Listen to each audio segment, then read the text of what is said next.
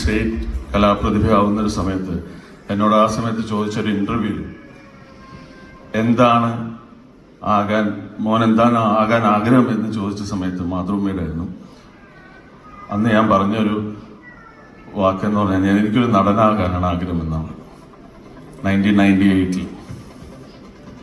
അതിനുശേഷം എനിക്ക് തോന്നുന്നു ഒരു 2000 ആകുമ്പോഴേക്കും എൻ്റെ ഫസ്റ്റ് ഓഡീഷൻ ഞാൻ കൊടുത്തു തുടങ്ങിയിട്ടുണ്ടായിരുന്നു.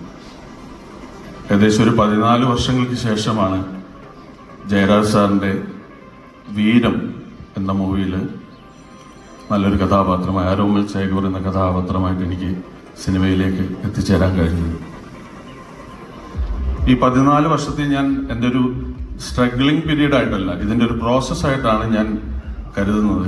കാരണം ഇതിലോട്ട് എത്തിച്ചേരാൻ ഉള്ള മാർഗം, അല്ലെങ്കിൽ ആ ഒരു 14 വർഷത്തെ സ്ട്രഗ്ലിംഗ് അല്ലെങ്കിൽ ഞാൻ ബുദ്ധിമുട്ടി എന്നുള്ളത് ചിന്തിക്കാതെ അതിൻ്റെ ഒരു പ്രോസസ്സിന്റെ ഭാഗമായിട്ടാണ് ഞാൻ അത് കാണുന്നത് എപ്പോഴും.